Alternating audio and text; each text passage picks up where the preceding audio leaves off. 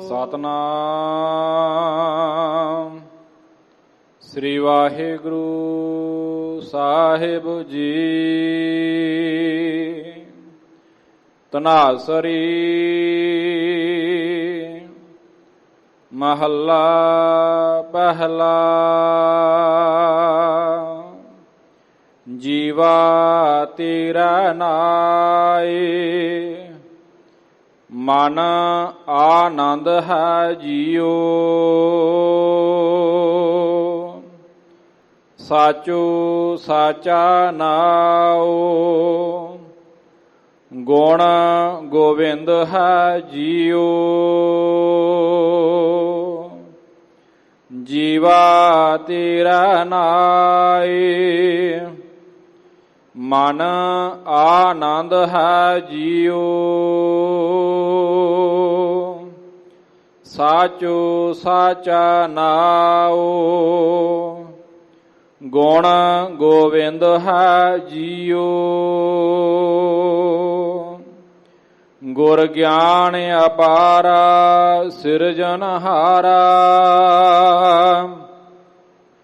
ਜਿਨ ਸਿਰਜੀ ਤਿਨ ਗੋਈ। ਪਰਵਾਣਾ ਆਇਆ ਹੁਕਮ ਪਠਾਇਆ ਫੇਰ ਨਾ ਸਕਾ ਕੋਈ। ਆਪੇ ਕਰ ਵੇਖਾ ਸਿਰ ਸਿਰ ਲੇਖਾ ਆਪੇ ਸੁਰਤ ਬੁਝਾਈ। ਨਾਨਕ ਸਾਹਿਬ ਆਗਮ ਅਗੋਚਰ ਜੀਵਾ ਸੱਚੀ ਨਾਈ। ਆਪੇ ਕਰ ਵੇਖਾ ਸਿਰ ਸਿਰ ਲੇਖਾ ਆਪੇ ਸੁਰਤ ਬੁਝਾਈ। ਨਾਨਕ ਸਾਹਿਬ ਆਗਮ ਅਗੋਚਰ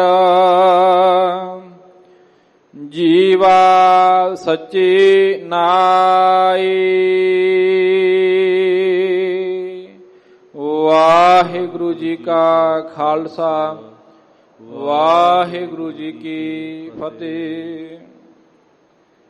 ਸਤਿਗੁਰੂ ਗਰੀਬ ਨਿਵਾਜ ਪਤਿਤ ਪਾਵਨ ਕਿਰਪਾ ਦੇ ਖਜ਼ਾਨੇ ਸੱਚੇ ਪਾਤਸ਼ਾਹ ਸਾਹਿਬ ਸ੍ਰੀ ਗੁਰੂ ਗ੍ਰੰਥ ਸਾਹਿਬ ਜੀ ਮਹਾਰਾਜ ਜੀ ਦੀ ਪਾਵਨ ਪਵਿੱਤਰ ਹਜ਼ੂਰੀ ਦੇ ਵਿੱਚ ਜੁੜ ਬੈਠੇ ਗੁਰੂ ਕੇ ਸਰਬੱਤ ਮਾਈ ਭਾਈ ਸਾਧ ਸੰਗਤ ਜੀਓ, ਅੱਜ ਆਪਾਂ ਸਾਰੇ ਹੀ ਸੱਚਖੰਡ ਸ੍ਰੀ ਹਰਿਮੰਦਰ ਸਾਹਿਬ ਜੀ ਤੋਂ ਆਏ ਮੁੱਖ ਵਾਕ ਹੁਕਮਨਾਮਾ ਸਾਹਿਬ ਜੀ ਦੀ ਕਥਾ ਸਰਵਣ ਕਰਨ ਦੇ ਵਾਸਤੇ ਰੋਜ਼ਾਨਾ ਦੀ ਤਰ੍ਹਾਂ ਮੰਜੀ ਸਾਹਿਬ ਦੀਵਾਨ ਹਾਲ ਜੀ ਵਿਖੇ ਪਹੁੰਚੇ ਹਾਂ। ਸਤਿਗੁਰੂ ਸੱਚੇ ਪਾਤਸ਼ਾਹ ਜੀ ਦੇ ਪਾਵਨ ਪਵਿੱਤਰ ਅਸਥਾਨ ਸੱਚਖੰਡ ਸ੍ਰੀ ਹਰਿਮੰਦਰ ਸਾਹਿਬ ਜੀ ਦੇ ਪਾਵਨ ਦਰਸ਼ਨਾਂ ਦੀਆਂ ਪਿਆਸਾਂ ਬੁਝਾ ਰਹੇ ਹਾਂ। ਸਤਿਗੁਰੂ ਜੀ ਦੇ ਮਹਾਨ ਅਸਥਾਨਾਂ ਦੇ ਉੱਤੇ ਸੰਗਤਾਂ ਅਰਦਾਸਾਂ ਬੇਨਤੀਆਂ ਕਰਕੇ ਮਨ ਬਿਰਤੀਆਂ ਨੂੰ ਅਕਾਲ ਪੁਰਖ ਵਾਹਿਗੁਰੂ ਦੇ ਨਾਮ ਦੇ ਵਿੱਚ ਜੋੜ ਕਰਕੇ ਆਪਣਾ ਜੀਵਨ ਸਫਲਾ ਕਰ ਰਹੀਆਂ ਹਨ। ਅੱਜ ਅੰਮ੍ਰਿਤ ਵੇਲੇ ਰੋਜ਼ਾਨਾ ਦੀ ਤਰ੍ਹਾਂ ਸੱਚੇ ਪਾਤਸ਼ਾਹ ਜੀ ਨੇ ਪ੍ਰਕਾਸ਼ਮਾਨ ਹੋ ਕਰਕੇ ਸਾਨੂੰ ਜੋ ਇਲਾਹੀ ਰੱਬੀ ਫਰਮਾਨ ਜਾਰੀ ਕੀਤਾ ਹੈ ਤੇ ਅਸੀਂ ਇੱਥੇ ਨਿਮਾਣੀ ਜੀ ਕੋਸ਼ਿਸ਼ ਵਜੋਂ ਇਸ ਮੁੱਖ ਵਾਕ ਨੂੰ ਸਮਝਣ ਦੇ ਵਾਸਤੇ ਇਸ ਦੀ ਸਾਨੂੰ ਸੋਝੀ ਪੈ ਜਾਵੇ, ਅਸੀਂ ਜੀਵਨ ਦੇ ਵਿੱਚ ਇਸ ਦੀ ਕਮਾਈ ਕਰ ਸਕੀਏ, ਉਸ ਵਾਸਤੇ ਅਸੀਂ ਇੱਥੇ ਜੁੜ ਬੈਠੇ ਹਾਂ। ਅੱਜ ਦਾ ਮੁੱਖ ਵਾਕ ਸੱਚੇ ਪਾਤਸ਼ਾਹ ਜੀ ਨੇ ਧਨਾਸਰੀ ਰਾਗ ਦੇ ਵਿੱਚ ਪਹਿਲੇ ਪਾਤਸ਼ਾਹ ਗੁਰੂ ਨਾਨਕ ਸਾਹਿਬ ਜੀ ਦੀ ਬਾਣੀ ਦੇ ਵਿੱਚੋਂ ਬਖਸ਼ਿਆ ਹੈ। ਸੱਚੇ ਪਾਤਸ਼ਾਹ ਜੀ ਅੱਜ ਨਾਮ ਦੀ ਮਹਿਮਾ ਦਾ ਵਿਖਿਆਨ ਕਰਦੇ ਨੇ। ਨਾਮ ਦੇ ਜੁੜਨ ਦੇ ਨਾਲ ਜੀਵ ਦੇ ਮਨ ਦੇ ਵਿੱਚ ਸਦਾ ਆਨੰਦ ਹੋ ਜਾਂਦਾ ਹੈ। ਇਸ ਦਾ ਸਤਿਗੁਰੂ ਜੀ ਸਾਨੂੰ ਕਥਨ ਕਰਦੇ ਨੇ। ਸਾਡੇ ਜੀਵਨ ਮਨੋਰਥ ਦੇ ਵਾਸਤੇ ਸਾਨੂੰ ਸੋਝੀ ਪਾਉਂਦੇ ਨੇ। ਧਨਾਸਰੀ ਰਾਗ ਦੇ ਵਿੱਚ ਗੁਰੂ ਨਾਨਕ ਸਾਹਿਬ ਜੀ ਫਰਮਾਉਂਦੇ ਹਨ, ਸਤਨਾਮ ਸ੍ਰੀ ਵਾਹਿਗੁਰੂ ਸਾਹਿਬ ਜੀ। ਧਨਾਸਰੀ ਮਹੱਲਾ ਪਹਿਲਾ। ਜੀਵਾ ਤੇਰਾ ਨਾਏ। ਸਤਿਗੁਰੂ ਸੱਚੇ ਪਾਤਸ਼ਾਹ ਜੀ ਦਾ ਇਹ ਪਾਵਨ ਹੁਕਮਨਾਮਾ ਨਵੀਨ ਸਵਰੂਪਾਂ ਉੱਪਰ 688 ਅੰਗ ਤੇ ਸੁਭਾਇਮਾਨ ਹੈ। ਸੱਚੇ ਪਾਤਸ਼ਾਹ ਜੀ ਫਰਮਾਉਂਦੇ ਹਨ, ਜੀਵਾ ਤੇਰੇ ਨਾਏ। ਸਤਿਗੁਰੂ ਜੀ ਫਰਮਾਉਂਦੇ ਹਨ, ਹੇ ਅਕਾਲ ਪੁਰਖ, ਮੈਂ ਤੇਰਾ ਨਾਮ ਲੈ ਕਰਕੇ, ਮੈਂ ਤੇਰੇ ਨਾਮ ਦੇ ਵਿੱਚ ਜੁੜ ਕਰਕੇ ਜਿਉਂਦੀ ਹਾਂ। ਨਾਮ ਦੇ ਨਾਲ ਹੀ ਅਸਲ ਦੇ ਵਿੱਚ ਜੀਵਨ ਹੈ। ਨਾਮ ਤੋਂ ਬਿਨਾ ਸਾਰੇ ਹੀ ਮਨੁੱਖ ਮਰੇ ਹੋਏ ਹਨ। ਸਤਿਗੁਰੂ ਜੀ ਦਾ ਫਰਮਾਨ, ਸਤਿਗੁਰੂ ਜੀ ਦੀ ਬਾਣੀ ਅਸੀਂ ਰੋਜ਼ ਪੜ੍ਹਦੇ ਹਾਂ। ਆਖਾਂ ਜੀਵਾ ਵਿਸਰੈ ਮਰ ਜਾਓ, ਆਖਣ ਔਖਾ ਸਾਚਾ ਨਾਓ। ਸਤਿਗੁਰੂ ਸੱਚੇ ਪਾਤਸ਼ਾਹ ਜੀ ਫਰਮਾਉਂਦੇ ਨੇ ਕਿ ਅਸਲੀ ਜੋ ਜੀਵਨ ਦਾ ਰਾਹ ਹੈ, ਜੋ ਜੀਵਨ ਦਾ ਮਨੁੱਖ ਦਾ ਇੱਥੇ ਆਉਣ ਦਾ ਮਕਸਦ ਹੈ, ਉਹ ਵਾਹਿਗੁਰੂ ਅਕਾਲ ਪੁਰਖ ਦਾ ਨਾਮ ਹੈ। ਇੱਕ ਅਕਾਲ ਪੁਰਖ ਦੇ ਨਾਲ ਜੁੜ ਕਰਕੇ ਆਪਣੇ ਜੀਵਨ ਨੂੰ ਸਫਲਾ ਕਰਨ ਦੇ ਵਿੱਚ ਹੀ ਇੱਥੇ ਆਨੰਦ ਹੈ। ਤੇ ਜੀਵਨ ਸੱਚੇ ਪਾਤਸ਼ਾਹ ਜੀ ਅਕਾਲ ਪੁਰਖ ਦੇ ਨਾਮ ਨੂੰ ਜਪਣ ਵਾਲਿਆਂ ਨੂੰ ਹੀ ਜਿਉਂਦਿਆਂ ਵਿੱਚ ਗਿਣਦੇ ਹਨ। ਮਨ ਆਨੰਦ ਹੈ ਜੀਓ। ਸਤਿਗੁਰੂ ਜੀ ਫਰਮਾਉਂਦੇ ਨੇ ਕਿ ਨਾਮ ਨੂੰ ਜਪ ਕੇ ਸਾਡੇ ਮਨ ਦੇ ਵਿੱਚ ਆਨੰਦ ਹੈ। ਆਨੰਦ ਕਿਹੋ ਜਿਹਾ ਹੁੰਦਾ, ਇਹ ਸਾਨੂੰ ਮਹਾਨ ਪਵਿੱਤਰ ਸਿੱਖ ਤਵਾਰੀਖ ਦੇ ਵਿੱਚੋਂ ਸੋਝੀ ਪੈਂਦੀ। ਸਭ ਤੋਂ ਪਹਿਲਾਂ ਤਾਂ ਪੰਚਮ ਗੁਰਦੇਵ ਸ਼ਾਂਤੀ ਦੇ ਪੁੰਜ ਜਦੋਂ ਤੱਤੀ ਤਵੀ ਦੇ ਉੱਤੇ ਬੈਠੇ, ਉਦੋਂ ਵੀ ਨਾਮ ਦਾ ਆਨੰਦ ਮਾਣ ਰਹੇ ਹਨ। ਤੱਤੀ ਲੋਹ ਦਾ ਕੋਈ ਸੇਕ ਨਹੀਂ, ਤੱਤੀ ਲੋਹ ਦਾ ਕੋਈ ਖੌਫ ਨਹੀਂ, ਕੋਈ ਡਰ ਨਹੀਂ, ਕਿਸੇ ਵੀ ਤਰ੍ਹਾਂ ਦਾ ਮਨ ਡੋਲ ਨਹੀਂ ਰਿਹਾ। ਮਨ ਇੱਕ ਰਸ ਆਨੰਦ ਦੇ ਵਿੱਚ ਹੈ। ਕਿਉਂਕਿ ਸਰੀਰ ਆਪਣਾ ਅਕਾਲ ਪੁਰਖ ਵਾਹਿਗੁਰੂ ਨੂੰ ਭੇਟਾ ਕਰ ਦਿੱਤਾ ਹੈ। ਆਪ ਅਕਾਲ ਰੂਪ ਹੋ ਕਰਕੇ ਦੁਨੀਆ ਦੇ ਭਲੇ ਦੇ ਵਾਸਤੇ, ਦੁਨੀਆ ਨੂੰ ਸਮਝਾਉਣ ਦੇ ਵਾਸਤੇ, ਸਹੀ ਮਾਰਗ ਦੇ ਉੱਤੇ ਪਾਉਣ ਵਾਸਤੇ ਸੱਚੇ ਪਾਤਸ਼ਾਹ ਜੀ ਸ਼ਹਾਦਤਾਂ ਦਾ ਜਿਹੜਾ ਜਾਮ ਹੈ ਉਹ ਪੀ ਰਹੇ ਨੇ। ਸਤਿਗੁਰੂ ਸਾਹਿਬ ਜੀ ਨੇ ਜਿਹੜੇ ਵੀ ਸਿੱਖਾਂ ਨੇ ਨਾਮ ਦੇ ਵਿੱਚ ਆਪਣਾ ਆਪ ਰੰਗ ਕਰਕੇ ਗੁਰਾਂ ਦੇ ਹੁਕਮਾਂ ਦੇ ਅਨੁਸਾਰ ਆਪਣੇ ਜੀਵਨ ਨੂੰ ਢਾਲ ਕਰਕੇ ਆਪਣੇ ਜੀਵਨ ਦੇ ਵਿੱਚ ਤਬਦੀਲੀ ਲਿਆਂਦੀ ਤੇ ਸਦਾ ਆਪਣਾ ਜੋ ਮਨ ਹੈ, ਜੋ ਆਪਣੀ ਰੂਹ ਹੈ, ਆਤਮਾ ਹੈ, ਉਸ ਨੂੰ ਵਾਹਿਗੁਰੂ ਦੇ ਨਾਮ ਦੇ ਵਿੱਚ ਰੰਗਿਆ। ਉਹਨਾਂ ਦੇ ਮਨ ਵਿੱਚ ਆਨੰਦ ਹੋ ਗਿਆ। ਆਨੰਦ ਕਿਹੋ ਜਿਹਾ, ਜਿਵੇਂ ਸੱਚਖੰਡ ਸ੍ਰੀ ਹਰਿਮੰਦਰ ਸਾਹਿਬ ਜੀ ਦੇ ਮੁੱਖ ਗ੍ਰੰਥੀ ਭਾਈ ਮਨੀ ਸਿੰਘ ਸਾਹਿਬ ਜੀ, ਜਿਨ੍ਹਾਂ ਨੇ ਬੰਦ ਕਟਾਉਣ ਦੇ ਬਾਵਜੂਦ ਵੀ ਜਲਾਦ ਨੂੰ ਦੱਸ ਰਹੇ ਨੇ ਕਿ ਬੰਦ ਗੁੱਟ ਤੋਂ ਨਹੀਂ, ਉਂਗਲ ਦੇ ਪੋਟੇ ਤੋਂ ਸ਼ੁਰੂ ਹੁੰਦਾ, ਇੱਥੋਂ ਕੱਟ। ਉਹ ਆਨੰਦ ਹੈ ਜਿਹਦੇ ਵਿੱਚ ਮੌਤ ਦਾ ਵੀ ਕੋਈ ਖੌਫ ਨਹੀਂ ਰਹਿੰਦਾ। ਸਰੀਰ ਦੇ ਜਿਹੜੇ ਦੁੱਖ ਨੇ ਉਹਨਾਂ ਤੋਂ ਬੰਦਾ ਉਤਾਂਹ ਉੱਠ ਜਾਂਦਾ, ਮਾਨ ਤਨ ਧਨ ਅਕਾਲ ਪੁਰਖ ਨੂੰ ਅਰਪਣ ਕਰ ਦਿੰਦਾ ਹੈ। ਅਜਿਹਾ ਆਨੰਦ ਸੱਚੇ ਪਾਤਸ਼ਾਹ ਜੀ ਫਰਮਾਉਂਦੇ ਨੇ, ਸਾਚੋ ਸਾਚਾ ਨਾਉ। ਸੱਚੇ ਪਾਤਸ਼ਾਹ ਜੀ ਦਾ ਥਿਰ ਰਹਿਣ ਵਾਲਾ ਨਾਮ ਹੈ। ਸਤਿਗੁਰੂ ਜੀ ਦੇ ਨਾਮ ਤੋਂ ਬਿਨਾ ਕੋਈ ਵੀ ਵਸਤੂ ਥਿਰ ਰਹਿਣ ਵਾਲੀ ਨਹੀਂ, ਸੱਚੀ ਨਹੀਂ। ਸੱਚੇ ਅਕਾਲ ਪੁਰਖ ਦਾ ਸੱਚਾ ਨਾਮ ਹੀ ਦੁਨੀਆ ਵਿੱਚ ਵਰਤ ਰਿਹਾ ਹੈ। ਗੁਣ ਗੋਬਿੰਦ ਹੈ ਜੀਓ। ਅਕਾਲ ਪੁਰਖ ਦੇ ਹੀ ਸਾਰੇ ਗੁਣ ਦੁਨੀਆ ਦੇ ਅੰਦਰ ਵਰਤ ਰਹੇ ਨੇ। ਉਹੀ ਇਸ ਦੁਨੀਆ ਨੂੰ ਪੈਦਾ ਕਰਨ ਵਾਲਾ, ਉਹੀ ਸਿਰਜਣਹਾਰਾ ਹੈ। ਉਸ ਦੇ ਗੁਣਾਂ ਨਾਲ ਹੀ ਸਾਰੀ ਦੁਨੀਆ ਚੱਲ ਰਹੀ ਹੈ। ਗੁਰ ਗਿਆਨ ਅਪਾਰਾ ਸਿਰਜਣਹਾਰਾ। ਇਹ ਜੋ ਗਿਆਨ ਹੈ, ਇਹਨਾਂ ਗੱਲਾਂ ਦੀ ਸੋਝੀ ਗੁਰੂ ਵਾਹਿਗੁਰੂ ਦੇ ਨਾਮ ਦੇ ਵਿੱਚ ਜੁੜ ਕੇ ਗੁਰੂ ਦੇ ਗਿਆਨ ਦੇ ਨਾਲ ਆਉਂਦੀ ਹੈ। ਗਿਆਨ ਦੁਨੀਆ ਤੇ ਕਈ ਤਰ੍ਹਾਂ ਦੇ ਨੇ। ਅਸੀਂ ਦੁਨਿਆਵੀ ਪੜ੍ਹਾਈਆਂ ਨੂੰ ਅੱਜ ਕੱਲ੍ਹ ਵੱਧ ਤਰਜੀਹ ਦਿੰਦੇ ਹਾਂ। ਸਕੂਲਾਂ ਕਾਲਜਾਂ ਦੇ ਵਿੱਚ ਬੰਦੇ ਨੂੰ ਉਹਦਾ ਜੀਵਨ ਮਨੋਰਥ ਨਹੀਂ ਸਮਝਾਇਆ ਜਾਂਦਾ। ਉੱਥੇ ਤਾਂ ਕੇਵਲ ਤੇ ਕੇਵਲ ਪਦਾਰਥਵਾਦੀ ਪੜ੍ਹਾਈ ਕਰਾਈ ਜਾਂਦੀ ਹੈ ਕਿ ਕਿਵੇਂ ਪਦਾਰਥਾਂ ਨੂੰ ਪੈਦਾ ਕਰਨਾ, ਕਿਵੇਂ ਨਵੀਆਂ ਕਾਢਾਂ ਕੱਢਣੀਆਂ, ਕਿਵੇਂ ਪੜ੍ਹਾਈ ਕਰਕੇ ਜੋ ਪਦਾਰਥਵਾਦ ਦਾ ਪਸਾਰਾ ਹੈ ਉਸ ਦੇ ਵਿੱਚ ਆਪਣਾ ਹਿੱਸਾ ਪਾਉਣਾ ਹੈ। ਪਰ ਸਤਿਗੁਰੂ ਸੱਚੇ ਪਾਤਸ਼ਾਹ ਜੀ ਦੀ ਜੈਸੀ ਮੈਂ ਆਵੈ ਖਸਮ ਕੀ ਬਾਣੀ, ਤੈਸੜਾ ਕਰੀ ਗਿਆਨ ਵੇ ਲਾਲੋ। ਜੋ ਧੁਰੋਂ ਅਕਾਲ ਪੁਰਖ ਦੁਨੀਆ ਦੇ ਮਾਲਕ ਵਾਹਿਗੁਰੂ ਵੱਲੋਂ ਸੱਚੇ ਪਾਤਸ਼ਾਹ ਜੀ ਨੂੰ ਬਾਣੀ ਆਈ, ਉਸ ਦਾ ਗਿਆਨ ਗੁਰਾਂ ਦੀ ਬਾਣੀ ਸਾਨੂੰ ਦਿੰਦੀ ਹੈ। ਗੁਰੂ ਦਾ ਜਿਹੜਾ ਗਿਆਨ ਹੈ ਉਹ ਸੱਚਾ ਤੀਰਥ ਹੈ। ਗੁਰੂ ਦੇ ਗਿਆਨ ਨਾਲੋਂ ਉੱਤਮ ਗਿਆਨ ਦੁਨੀਆ ਤੇ ਕੋਈ ਵੀ ਨਹੀਂ।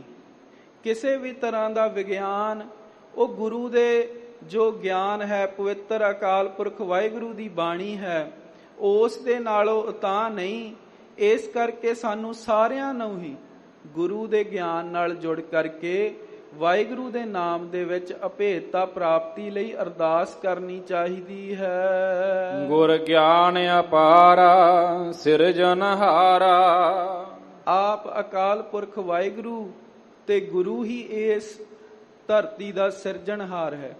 ਗੁਰੂ ਦਾ ਅਪਾਰ ਗਿਆਨ ਲੈ ਕਰਕੇ ਮਨੁੱਖ ਇਸ ਭਵਜਲ ਸਮੁੰਦਰ ਤੋਂ ਤਰਦਾ ਹੈ। ਜਿਨ ਸਿਰਜੀ ਤਿਨ ਗੋਈ। ਜਿਹੜੇ ਅਕਾਲ ਪੁਰਖ ਸਿਰਜਣਹਾਰਾ ਹੈ, ਜਿਹਨੇ ਇਹ ਦੁਨੀਆ ਬਣਾਈ, ਉਸ ਨੇ ਹੀ ਇੱਕ ਦਿਨ ਖਤਮ ਕਰ ਦੇਣੀ ਹੈ।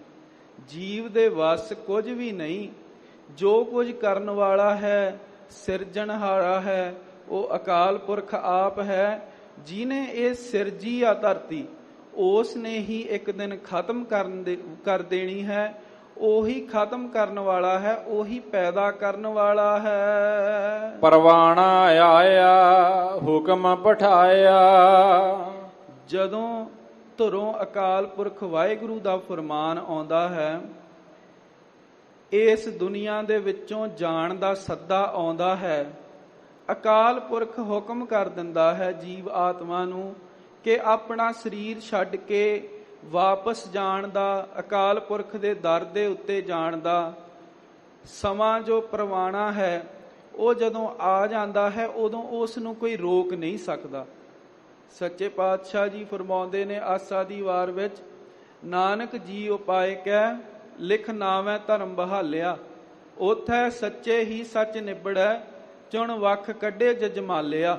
ਥਾਉ ਨਾ ਪਾਇਨ ਕੂੜਿਆਰ ਮੋਹ ਕਾਲੇ ਦੋਜਕ ਚਾਲਿਆ। ਤੇਰੇ ਨਾਏ ਰਤੇ ਸੇ ਜਿਣ ਗਏ। ਜਿਹੜੇ ਅਕਾਲ ਪੁਰਖ ਦੇ ਨਾਮ ਦੇ ਵਿੱਚ ਰੰਗੇ ਹੁੰਦੇ ਨੇ, ਰੱਬੀ ਪਿਆਰ ਦੇ ਵਿੱਚ ਆਪਣਾ ਜੀਵਨ ਬਤੀਤ ਕਰਦੇ ਨੇ, ਗੁਰਬਾਣੀ ਨੂੰ, ਗੁਰੂ ਗ੍ਰੰਥ ਸਾਹਿਬ ਜੀ ਨੂੰ ਗੁਰੂ ਮੰਨ ਕੇ ਭਵਜਲ ਸਮੁੰਦਰ ਤੋਂ ਪਾਰ ਤਰਦੇ ਨੇ, ਉਹ ਉਸ ਸੱਚੀ ਦਰਗਾਹ ਦੇ ਵਿੱਚ ਜਾ ਕੇ ਜਿੱਤ ਜਾਂਦੇ ਨੇ। ਕੱਪੜ ਰੂਪ ਸੁਹਾਵਣਾ ਛੱਡ ਦੁਨੀਆ ਅੰਦਰ ਜਾਵਣਾ। ਇਹ ਜਿਹੜਾ ਸਰੀਰ ਰੂਪੀ ਕੱਪੜਾ ਹੈ, ਉਹ ਦੁਨੀਆ ਦੇ ਵਿੱਚ ਹੀ ਛੱਡ ਕੇ ਇਹ ਨਾਲ ਨਹੀਂ ਲੈ ਕੇ ਜਾਣਾ। ਮਾਇਆ ਪਦਾਰਥ ਤਾਂ ਕੀ ਜਾਣੀਆਂ, ਸਾਡੇ ਹੱਥ ਪੈਰ, ਸਾਡੀਆਂ ਅੱਖਾਂ, ਸਾਡਾ ਸਰੀਰ, ਉਹ ਵੀ ਨਾਲ ਨਹੀਂ ਜਾਣਾ। ਉਹ ਵੀ ਬੇਜਾਨ ਹੋ ਕਰਕੇ ਇੱਥੇ ਰਹਿ ਜਾਣਾ। ਕੱਪੜ ਰੂਪ ਸੁਹਾਵਣਾ ਛੱਡ ਦੁਨੀਆ ਅੰਦਰ ਜਾਵਣਾ। ਮੰਦਾ ਚੰਗਾ ਆਪਣਾ ਆਪੇ ਹੀ ਕੀਤਾ ਭਾਵਣਾ। ਉੱਥੇ ਜਾ ਕੇ ਸੱਚੀ ਕਚਹਿਰੀ ਦੇ ਵਿੱਚ ਆਪਣੇ ਜਿਹੜੇ ਮੰਦੇ ਚੰਗੇ ਕੰਮ ਕੀਤੇ ਹੋਏ ਨੇ, ਉਹ ਆਪ ਨੂੰ ਹੀ ਭੁਗਤਣੇ ਪੈਣੇ ਨੇ।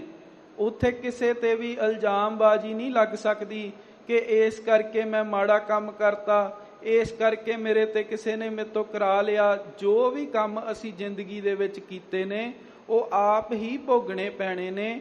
ਤੇ ਜਦੋਂ ਹੁਕਮ ਅਕਾਲ ਪੁਰਖ ਨੇ ਦੇ ਦਿੱਤਾ, ਪਰਵਾਣਾ ਆਇਆ, ਹੁਕਮ ਪਠਾਇਆ, ਤਾਂ ਇੱਥੋਂ ਜਾਣਾ ਹੀ ਪੈਣਾ ਹੈ। ਫੇਰ ਨਾ ਸਕਾ ਕੋਈ, ਫੇਰ ਉਸ ਹੁਕਮ ਨੂੰ ਕੋਈ ਰੋਕ ਨਹੀਂ ਸਕਦਾ। ਜਦੋਂ ਇੱਕ ਵਾਰ ਸੱਦਾ ਆ ਜਾਵੇ, ਮਰਨ ਲਿਖਾਏ ਮੰਡਲ ਮਹਿ ਆਏ।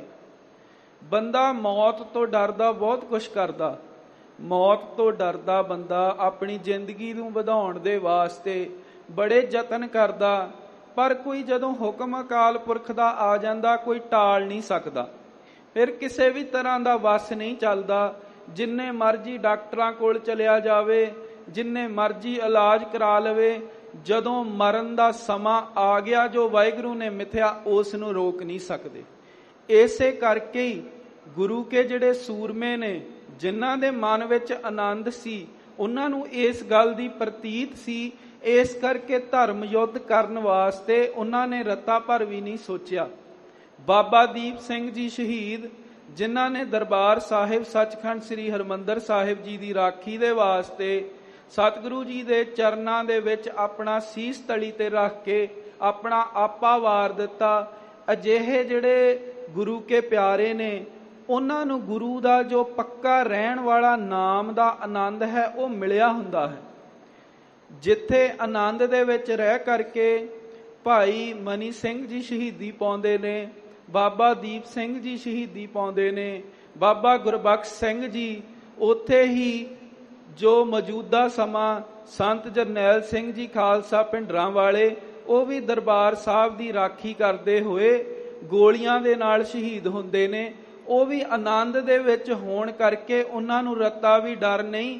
ਇੱਕ ਉਹਨਾਂ ਨੂੰ ਇਹ ਭਰੋਸਾ ਹੈ ਕਿ ਜਦੋਂ ਉੱਪਰੋਂ ਹੁਕਮ ਆ ਗਿਆ ਫਿਰ ਫੇਰ ਨਹੀਂ ਸਕਦੇ।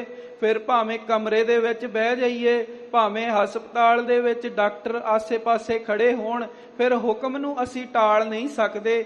ਇਸੇ ਕਰਕੇ ਹੀ ਇਹਨਾਂ ਗੁਰਸਿੱਖਾਂ ਨੇ ਆਪਣੇ ਜੀਵਨ ਨੂੰ ਸਿੱਖੀ ਨੂੰ ਪਹਿਲ ਦੇ ਕਰਕੇ, ਗੁਰੂ ਨੂੰ ਪਹਿਲ ਦੇ ਕਰਕੇ ਭਾਵੇਂ ਜਾਨਾਂ ਵਾਰ ਦਿੱਤੀਆਂ, ਪਰ ਗੁਰੂ ਦੇ ਸਿਧਾਂਤ, ਗੁਰੂ ਦੀ ਸਿੱਖੀ ਤੋਂ ਆਪਣਾ ਜਿਹੜਾ ਕਦਮ ਆ ਉਹ ਪਿੱਛੇ ਨਹੀਂ ਪੱਟਿਆ। ਕਿਉਂਕਿ ਉਹਨਾਂ ਨੂੰ ਭਰੋਸਾ ਹੈ ਕਿ ਜਦੋਂ ਅਕਾਲ ਪੁਰਖ ਦਾ ਸੱਦਾ ਆਉਣਾ, ਉਦੋਂ ਸੰਸਾਰ ਤੋਂ ਜਾਣਾ ਹੀ ਹੈ। ਆਪੇ ਘਰ ਵੇਖਾ, ਸਿਰ ਸਿਰ ਲੇਖਾ। ਆਪ ਹੀ ਅਕਾਲ ਪੁਰਖ ਜੀਵ ਨੂੰ ਦੁਨੀਆ ਦੇ ਵਿੱਚ ਪੈਦਾ ਕਰਕੇ ਭੇਜ ਕੇ ਆਪ ਹੀ ਉਸ ਨੂੰ ਵੇਖਦਾ ਹੈ। ਇਹ ਸੱਚੇ ਪਾਤਸ਼ਾਹ ਜੀ ਨੇ ਅਗੰਮੀ ਖੇਡ ਦੁਨੀਆ ਦੇ ਉੱਤੇ ਵਰਤਾਈ ਹੋਈ ਹੈ। ਆਪ ਹੀ ਜੀਵ ਨੂੰ ਪੈਦਾ ਕਰਦਾ, ਆਪ ਹੀ ਉਹਦੇ ਪਿਛਲੇ ਕਰਮਾਂ ਦੇ ਹਿਸਾਬ ਨਾਲ ਉਹਦੇ ਮੱਥੇ ਤੇ ਲੇਖ ਲਿਖ ਕੇ ਉਹਨੂੰ ਦੁਨੀਆ ਦੇ ਵਿੱਚ ਭੇਜ ਦਿੰਦਾ। ਉਸ ਮੁਤਾਬਕ ਬੰਦਾ ਆਪਣੀ ਕਾਰ ਕਮਾਉਂਦਾ, ਤੇ ਜਿਨ੍ਹਾਂ ਦੇ ਵੱਡੇ ਭਾਗ ਹੁੰਦੇ ਉਹ ਵਾਹਿਗੁਰੂ ਦੇ ਲੜ ਲੱਗ ਕੇ ਆਪਣਾ ਜੀਵਨ ਸਫਲਾ ਕਰਦੇ। ਹੁਕਮੀ ਹੋਵਨ ਆਕਾਰ, ਹੁਕਮ ਨਾ ਕਹਿਆ ਜਾਈ। ਹੁਕਮ ਦੇ ਵਿੱਚ ਹੀ ਬੰਦਾ ਆਉਂਦਾ, ਆਪ ਹੀ ਉਹ ਸਾਨੂੰ ਕਰਦਾ ਤੇ ਆਪ ਹੀ ਸਾਨੂੰ ਵੇਖਦਾ। ਤੇ ਹਰ ਸਿਰ ਸਿਰ ਦੇ ਉੱਤੇ ਸਾਡਾ ਜੋ ਲੇਖਾ ਹੈ ਉਹ ਲਿਖਿਆ ਜਾ ਰਿਹਾ ਹੈ। ਸਾਡੀ ਜਿਹੜੀ ਜੀਵਨ ਦੇ ਕੰਮ ਨੇ, ਕਰਮ ਨੇ, ਉਹ ਰਿਕਾਰਡ ਹੋ ਰਹੇ ਨੇ। ਜੀਵਨ ਦੇ ਵਿੱਚ ਜੋ ਮਾਇਆ ਇਕੱਠੀ ਕੀਤੀ ਉਹ ਨਾਲ ਨਹੀਂ ਜਾਣੀ, ਪਰ ਜਿਹੜੇ ਕਰਮ ਇਕੱਠੇ ਕਰ ਲਏ ਚੰਗੇ ਮਾੜੇ, ਉਹ ਨਾਲ ਚਲੇ ਜਾਣੇ ਨੇ। ਉਹ ਲੇਖੇ ਦੇ ਵਿੱਚ ਪੱਕੇ ਤੌਰ ਤੇ ਲਿਖੇ ਗਏ ਨੇ, ਉਹ ਕਦੇ ਮਿਟ ਨਹੀਂ ਸਕਦੇ। ਆਪੇ ਸੂਰਤ 부ਝਾਈ, ਪਰ ਜਿਨ੍ਹਾਂ ਤੇ ਉਹ ਕਿਰਪਾ ਕਰਦਾ, ਆਪ ਹੀ ਉਹਨਾਂ ਦੀ ਸੁਰਤੀ ਨੂੰ ਸਿੱਧੇ ਪਾਸੇ ਲਾ ਕੇ ਉਹਨਾਂ ਨੂੰ ਸੂਝ ਬੂਝ ਬਖਸ਼ ਦਿੰਦਾ।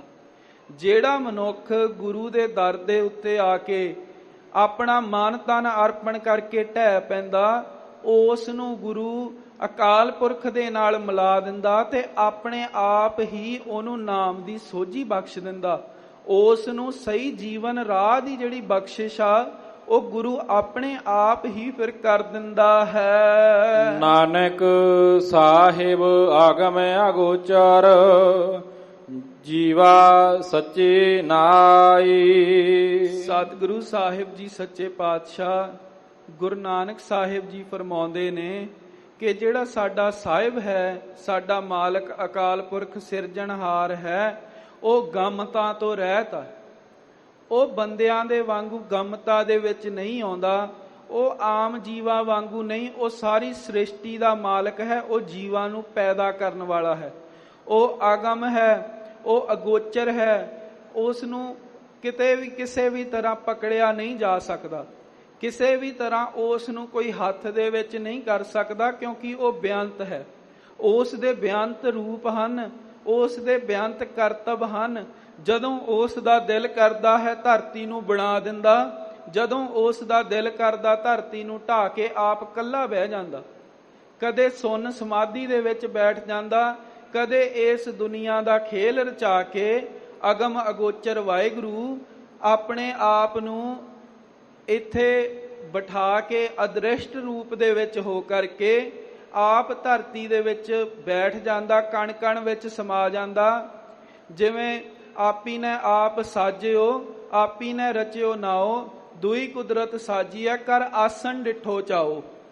ਅਣ ਦਿਸਦਾ ਹੋ ਕਰਕੇ ਇੱਥੇ ਆਸਣ ਲਾ ਲੈਂਦਾ, ਅਣ ਦਿਸਦਾ ਹੋ ਕੇ ਸਾਰੇ ਜੀਵਾਂ ਨੂੰ ਦੇਖ ਰਿਹਾ, ਪਰ ਜੀਵਾਂ ਨੂੰ ਭੋਲਿਆਂ ਨੂੰ ਇਹ ਸਮਝ ਨਹੀਂ ਆਉਂਦੀ ਕਿ ਸਾਡੇ ਹਰ ਸਿਰ ਦੇ ਉੱਤੇ ਅਕਾਲ ਪੁਰਖ ਬੈਠਾ ਸਾਨੂੰ ਦੇਖ ਰਿਹਾ, ਪਰ ਸਾਨੂੰ ਉਹ ਨਹੀਂ ਦਿਸਦਾ।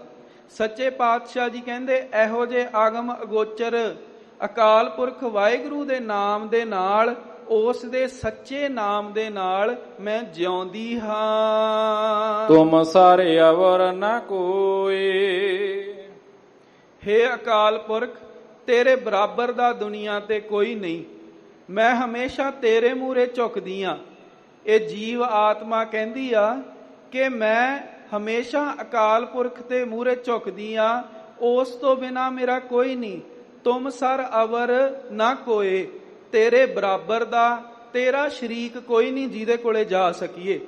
ਇਸ ਕਰਕੇ ਸੱਚੇ ਪਾਤਸ਼ਾਹ ਜੀ ਨੇ ਬਾਰ-ਬਾਰ ਸਾਨੂੰ ਇੱਕ ਰੱਬ ਦੇ ਨਾਲ ਜੁੜਨ ਦਾ ਉਪਦੇਸ਼ ਦਿੱਤਾ। ਕਿਸੇ ਵੀ ਤਰ੍ਹਾਂ ਦਾ ਕੋਈ ਵੀ ਮਨੁੱਖ ਸਾਨੂੰ ਸੰਸਾਰ ਸਮੁੰਦਰ ਤੋਂ ਪਾਰ ਨਹੀਂ ਲੰਘਾ ਸਕਦਾ, ਬਜਾਏ ਕਿ ਜਿਹੜੇ ਪੂਰੇ ਸੰਤ ਗੁਰਮੁਖ ਪਿਆਰੇ ਗੁਰੂ ਦੇ ਨਾਲ ਜੁੜੇ ਹੁੰਦੇ ਨੇ, ਉਹ ਸਾਨੂੰ ਸਹੀ ਜੀਵਨ ਦਾ ਰਾਹ ਦਿਖਾ ਸਕਦੇ ਨੇ, ਆਪਣੀ ਕਿਰਪਾ ਦ੍ਰਿਸ਼ਟੀ ਦੇ ਨਾਲ ਸਾਨੂੰ ਨਾਮ ਦੇ ਲੜ ਲਾ ਸਕਦੇ ਨੇ। ਪਰ ਅਕਾਲ ਪੁਰਖ ਦੇ ਬਰਾਬਰ ਨਹੀਂ ਕੋਈ ਹੋ ਸਕਦਾ। ਉਸ ਦੇ ਵਿੱਚ ਅਭੇਦਤਾ ਹੋ ਸਕਦੀ ਹੈ, ਉਸ ਦੇ ਨਾਲ ਪਿਆਰ ਇੰਨਾ ਹੋ ਸਕਦਾ ਕਿ ਕੋਈ ਫਰਕ ਹੀ ਨਾ ਰਵੇ, ਪਰ ਅਕਾਲ ਪੁਰਖ ਦੇ ਬਰਾਬਰ ਤਾਂ ਕਦੇ ਨਹੀਂ ਕੀਤੀ ਜਾ ਸਕਦੀ। ਸਤਿਗੁਰੂ ਜੀ ਫਰਮਾਉਂਦੇ ਨੇ ਤੁਮ ਸਰ ਅਵਰ ਨ ਕੋਏ। ਆਇਆ ਜਾਇਸੀ ਜੀਓ। ਬਾਕੀ ਸਾਰੇ ਦੁਨੀਆ ਤੇ ਆਉਂਦੇ ਨੇ ਤੇ ਚਲੇ ਜਾਂਦੇ ਨੇ, ਕੋਈ ਕਿੱਡਾ ਵੀ ਵੱਡਾ ਅਵਤਾਰ ਕਿਉਂ ਨਾ ਹੋਵੇ, ਕੋਈ ਕਿੱਡਾ ਵੀ ਵੱਡਾ ਦੇਵੀ ਦੇਵਤਾ ਔਲੀਆ ਪੀਰ ਪੈਗੰਬਰ ਕਿਉਂ ਨਾ ਹੋਵੇ, ਉਹ ਸਾਰੇ ਹੀ ਆਉਣ ਜਾਣ ਵਾਲੇ ਨੇ, ਦੁਨੀਆ ਦੇ ਉੱਤੇ ਆਉਂਦੇ ਨੇ। ਜੋ ਧੁਰੋਂ ਉਹਨਾਂ ਦੇ ਮਸਤਕ ਦੇ ਉੱਤੇ ਲੇਖ ਲਿਖੇ ਹੁੰਦੇ, ਉਹ ਕਮਾ ਕੇ ਉਹ ਵਾਪਸ ਚਲੇ ਜਾਂਦੇ ਨੇ। ਇੱਕ ਤੂੰ ਹੀ ਹੇ ਵਾਹਿਗੁਰੂ ਪੱਕਾ ਰਹਿਣ ਵਾਲਾ ਹੈ ਦੁਨੀਆ ਦਾ, ਕਿਉਂਕਿ ਸਿਰਜਣਹਾਰਾ ਹੈ। ਹੁਕਮੇ ਹੋਏ ਨਬੇੜਾ।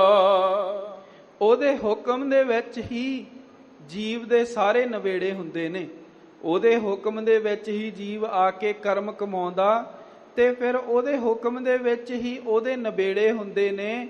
ਜਾਂ ਤਾਂ ਅਕਾਲ ਪੁਰਖ ਕਿਰਪਾ ਕਰਕੇ ਉਸ ਨੂੰ ਭਵ ਜਲ ਸਮੁੰਦਰ ਤੋਂ ਪਾਰ ਲੰਘਾ ਦਿੰਦਾ, ਤੇ ਜੇ ਪਾਪਾਂ ਨੂੰ ਕਮਾਉਣ ਵਾਲਾ ਮਨੁੱਖ ਹੋਵੇ ਤਾਂ ਆਪਣੇ ਦਰ ਦੇ ਉੱਤੇ ਸੱਦ ਕੇ ਉਸ ਦਾ ਲੇਖਾ ਜੋਖਾ ਕਰਵਾ ਕੇ ਉਸ ਨੂੰ ਬਣਦੀ ਜੋ ਮਨਮੁਖਾਂ ਨੂੰ ਫਿਰ ਜਨਮ ਹੈ, ਨਾਨਕ ਹਰਿ ਭਾਏ। ਜੇ ਮਨਮੁਖ ਹੋਵੇ ਤਾਂ ਫੇਰ ਜਨਮਾਂ ਦੇ ਵਿੱਚ ਪਾ ਦਿੰਦਾ। ਇਸ ਤਰ੍ਹਾਂ ਵਾਹਿਗੁਰੂ ਨਬੇੜੇ ਕਰਦਾ ਹੈ। ਭਰਮ ਚੁਕਾਇਸੀ ਜੀਓ। ਜਿਹੜਾ ਨਬੇੜਾ ਹੋਣਾ ਨਾ, ਅਸੀਂ ਕਈ ਵਾਰੀ ਸੋਚਦੇ ਆ ਵੀ ਪਤਾ ਨਹੀਂ ਕਿਸੇ ਨੇ ਪਰਲੋਕ ਦੇਖਿਆ, ਕਿਸੇ ਨੇ ਨਹੀਂ ਦੇਖਿਆ, ਕੀ ਪਤਾ ਹਿਸਾਬ ਕਿਤਾਬ ਹੁੰਦਾ ਕਿ ਨਹੀਂ ਹੁੰਦਾ। ਪਰ ਜਦੋਂ ਮਨੁੱਖ ਉੱਥੇ ਜਾਂਦਾ ਉਹਦੇ ਸਾਰੇ ਵਹਿਮ ਨਿਕਲ ਜਾਂਦੇ ਆ। ਉਦੋਂ ਵਹਿਮ ਨਿਕਲ ਜਾਂਦੇ ਆ ਜਦੋਂ ਧਰਮਰਾਜ ਦੀ ਕਚਹਿਰੀ ਦੇ ਵਿੱਚ ਕੱਲਾ ਕੱਲਾ ਜੋ ਲੇਖ ਹੈ ਉਸ ਨੂੰ ਉਹਦਾ ਕਰਮ ਦਿਖਾਇਆ ਜਾਂਦਾ ਤੇ ਉਸ ਦੀ ਸਜ਼ਾ ਮਿਥੀ ਜਾਂਦੀ। ਇਸ ਕਰਕੇ ਉਦੋਂ ਸਾਰੇ ਤਰ੍ਹਾਂ ਦੇ ਭਰਮ ਨੇ, ਜਿਹੜੇ ਵਹਿਮ ਨੇ, ਉਹ ਮਨੁੱਖ ਦੇ ਨਿਕਲ ਜਾਂਦੇ ਹਨ। ਗੁਰ ਭਰਮ ਚੁਕਾਏ ਅਕਥ ਕਹਾਏ। ਤੇ ਗੁਰੂ ਜੀਵ ਦੇ ਜਿੰਨੇ ਵੀ ਭਰਮ ਨੇ, ਜਿੰਨੇ ਵੀ ਵਹਿਮ ਨੇ, ਦੁਨੀਆ ਦੇ ਵਿੱਚ, ਉਹ ਸਾਰੇ ਚੁਕਾ ਦਿੰਦਾ ਹੈ ਤੇ ਇਕੱਠ ਵਾਹਿਗੁਰੂ ਦੇ ਨਾਲ ਮੇਲ ਕਰਾ ਦਿੰਦਾ ਹੈ। ਜਿਹਨੂੰ ਅੱਜ ਤੱਕ ਕੋਈ ਕਥ ਨਹੀਂ ਸਕਿਆ, ਜਿਹਨੂੰ ਵੇਦ ਪੁਰਾਣ ਸਿਮਰਤ ਸ਼ਾਸਤਰ ਸਾਰਿਆਂ ਨੇ ਜ਼ੋਰ ਲਾ ਲਿਆ, ਪਰ ਅਕਾਲ ਪੁਰਖ ਨੂੰ ਪੂਰੀ ਤਰ੍ਹਾਂ ਕੋਈ ਨਹੀਂ ਕਰ ਸਕਿਆ।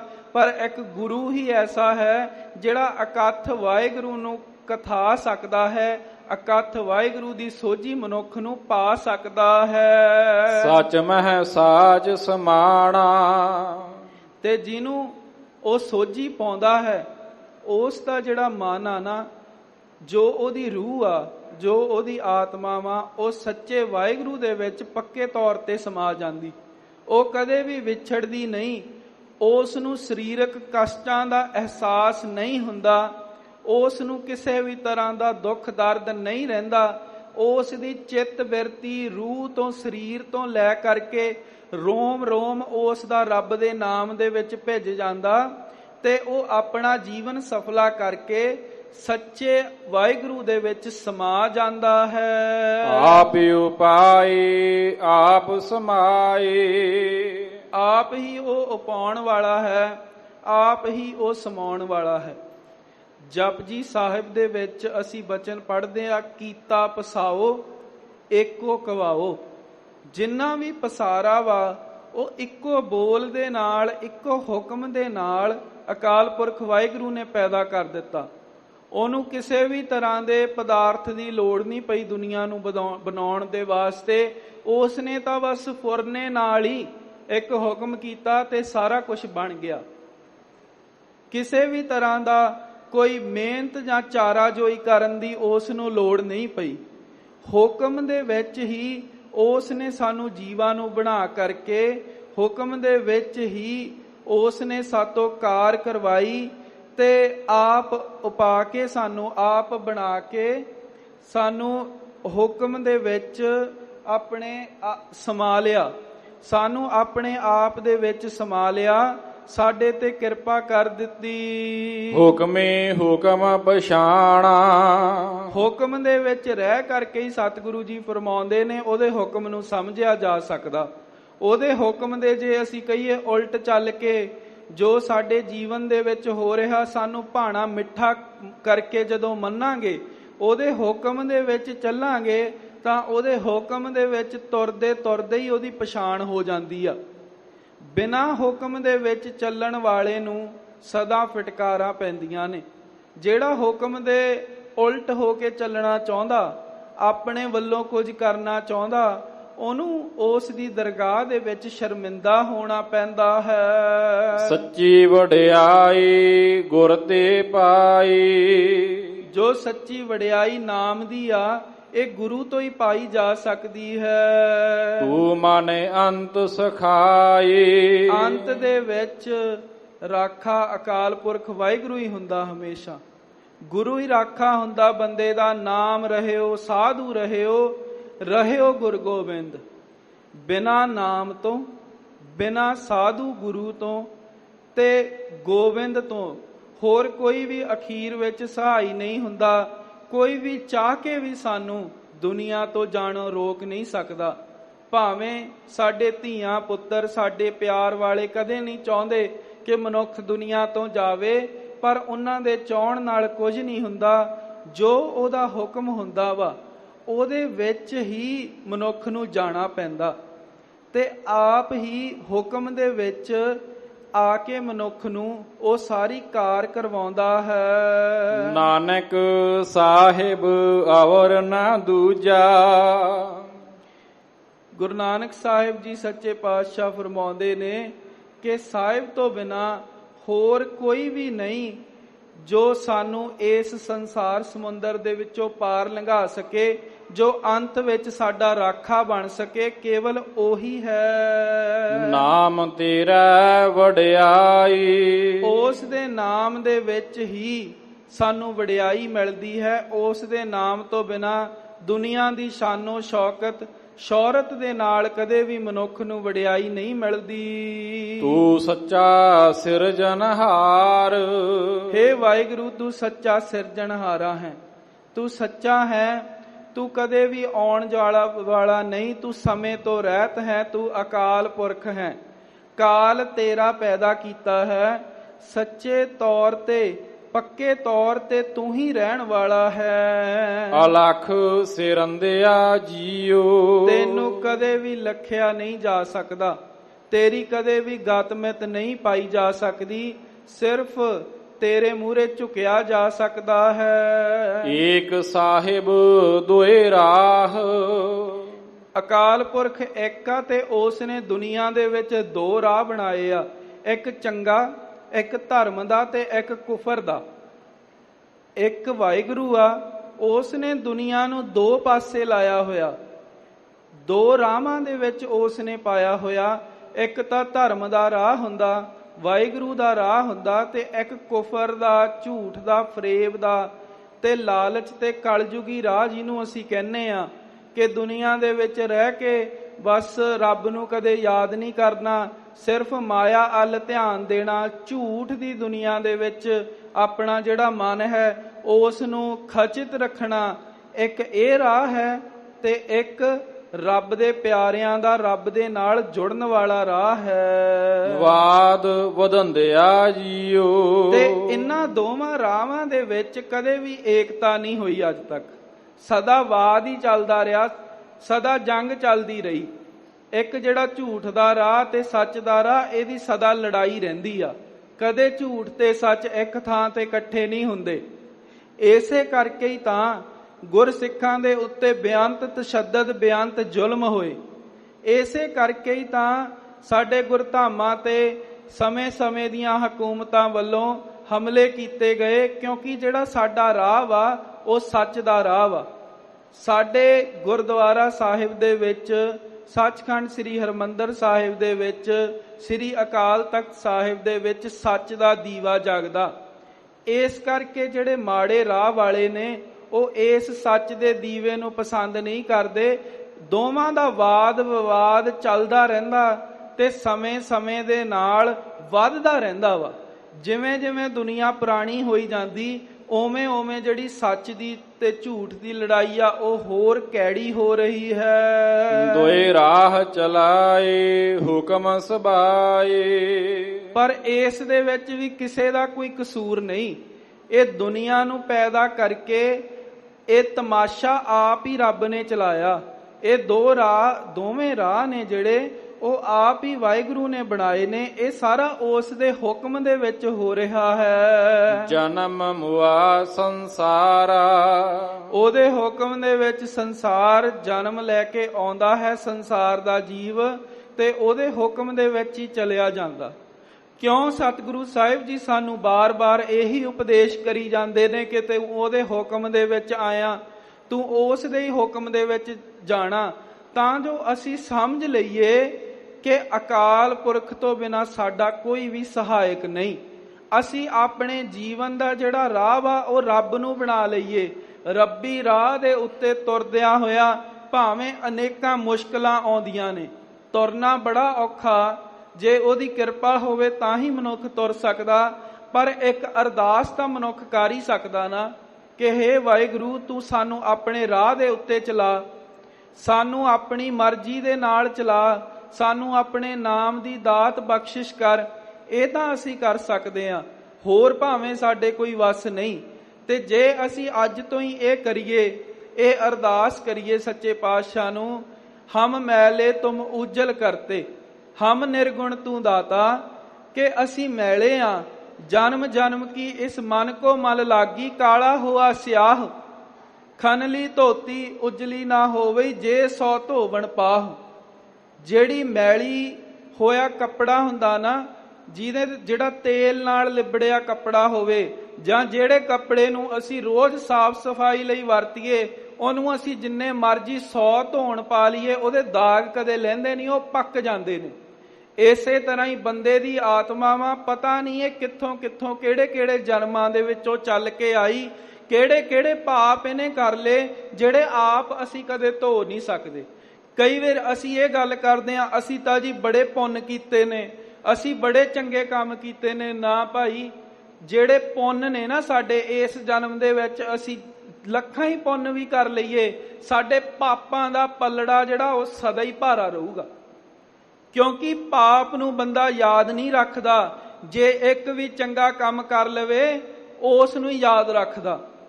ਬਾਬਾ ਬੁੱਢਾ ਸਾਹਿਬ ਜੀ, ਅਸੀਂ ਥੋੜੀ ਬਹੁਤ ਸੇਵਾ ਕਰਕੇ ਕਹਿ ਦਿੰਨੇ ਆ ਕਿ ਅਸੀਂ ਬੜੀ ਜੀ ਸੇਵਾ ਕਰਦੇ ਆ, ਸਾਡੇ ਤੇ ਕੋਈ ਦੁੱਖ ਨਾ ਆਵੇ। ਬਾਬਾ ਬੁੱਢਾ ਜੀ ਨੇ 113 ਸਾਲ ਤੋਂ ਵੱਧ ਇਸ ਦਰ ਦੀ ਸੇਵਾ ਕੀਤੀ ਤੇ ਕਦੇ ਜਣਾਇਆ ਨਹੀਂ।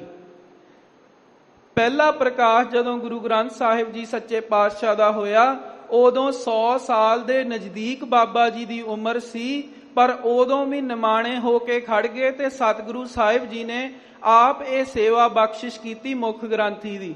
ਆਪ ਮੂਰੇ ਨਹੀਂ ਹੋਏ, ਆਪ ਆਪਣੇ ਆਪ ਨੂੰ ਸਦਾ ਹੀ ਇਹ ਸਮਝਦੇ ਰਹੇ ਕਿ ਮੈਂ ਯੋਗ ਨਹੀਂ, ਮੇਰੀ ਸੇਵਾ ਘੱਟ ਆ, ਤੇ ਅਸੀਂ 2-4 ਦਿਨ ਸੇਵਾ ਕਰਕੇ ਆਪਣੀ ਹਰ ਮੰਗ ਮਨਵਾਉਣਾ ਚਾਹੁੰਦੇ ਆ ਗੁਰੂ ਤੋਂ। ਅਸੀਂ ਸਾਰੀ ਉਮਰ ਵੀ ਸੇਵਾ ਕਰੀਏ, ਸਾਰੀ ਉਮਰ ਵੀ ਉਹਦੇ ਆਸ਼ਿਕ ਬਣੇ ਰਹੀਏ, ਤਾਂ ਉਹਦਾ ਜੋ ਸਾਡੇ ਪੁੰਨਾਂ ਦਾ ਪੱਲੜਾ ਵਾ ਉਹ ਪਾਪਾਂ ਦੇ ਬਰਾਬਰ ਕਦੇ ਵੀ ਭਾਰਾ ਨਹੀਂ ਹੋ ਸਕਦਾ। ਸਾਡੇ ਪਾਪ ਸਦਾ ਹੀ ਵੱਧ ਰਹਿਣੇ ਆ। ਇਹ ਤਾਂ ਅਸੀਂ ਇਹੀ ਅਰਦਾਸ ਕਰਦੇ ਆ, ਲੇਖੈ ਕਤਹਿ ਨਾ ਛੂਟੀਐ, ਖਿਨ ਖਿਨ ਭੂਲਨ ਹਾਰ, ਬਖਸ਼ਨ ਹਾਰ ਬਖਸ਼ ਲਏ, ਨਾਨਕ ਪਾਰ ਉਤਾਰ।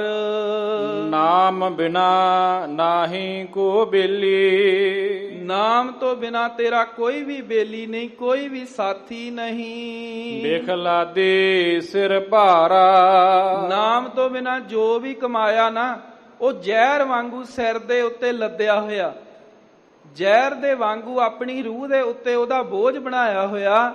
ਨਾਮ ਤੋਂ ਬਿਨਾ ਸਾਰਾ ਬੋਝ ਹੀ ਜੀਵ ਆਤਮਾ ਇਕੱਠੀ ਕਰਦੀ ਆ, ਤੇ ਜਦੋਂ ਗੰਠੜੀ ਲੈ ਕੇ ਜਾਂਦੀ ਆ ਆਪਣੇ ਪਾਪਾਂ ਦੀ, ਤਾਂ ਪਾਪਾਂ ਦੀ ਫਿਰ ਸਜ਼ਾ ਮਿਲਦੀ ਆ, ਫਿਰ ਦੁੱਖ ਭੋਗਣੇ ਪੈਂਦੇ ਨੇ, ਫਿਰ ਕੋਲੂ ਦੇ ਵਿੱਚ ਪੀੜਿਆ ਜਾਣਾ ਪੈਂਦਾ, ਫਿਰ ਜਨਮਾਂ ਜਨਮਾਂਤਰਾਂ ਦੇ ਵਿੱਚ ਭੌਣਾ ਪੈਂਦਾ ਹੈ। ਹੁਕਮੀ ਆਇਆ ਹੁਕਮ ਨਾ ਬੂਝਾ, ਹੁਕਮ ਦੇ ਵਿੱਚ ਆ ਕੇ ਵਾਹਿਗੁਰੂ ਦਾ ਹੁਕਮ ਨਹੀਂ ਬੁੱਝਦੀ ਜੀਵ ਆਤਮਾ।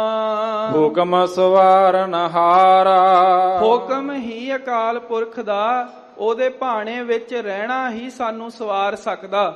ਜੇ ਅਸੀਂ ਐਨੇ ਨਿਮਾਣੇ ਹੋ ਜਾਈਏ ਕਿ ਹੇ ਸਤਿਗੁਰੂ, ਜਿਹੜਾ ਦੁੱਖ ਆਇਆ ਉਹ ਵੀ ਤੇਰਾ ਹੀ ਆ, ਉਹ ਵੀ ਤੂੰ ਹੀ ਦਿੱਤਾ, ਜੇ ਸੁੱਖ ਆ ਗਿਆ ਉਹ ਵੀ ਤੂੰ ਹੀ ਦਿੱਤਾ, ਜੇ ਦੋਵਾਂ ਵਿੱਚ ਹੀ ਅਸੀਂ ਸ਼ੁਕਰ ਕਰਨਾ ਸਿੱਖ ਲਈਏ, ਤਾਂ ਸਾਡੇ ਮਨ ਦੇ ਵਿੱਚ ਜਿਹੜੇ ਇਸ ਆਨੰਦ ਦੀ ਸੱਚੇ ਪਾਤਸ਼ਾਹ ਗੱਲ ਕਰਦੇ ਨੇ ਨਾ, ਉਹ ਆਨੰਦ ਫੇਰ ਸਾਡੇ ਮਨ ਦੇ ਵਿੱਚ ਵਰਤਣਾ ਵਾ।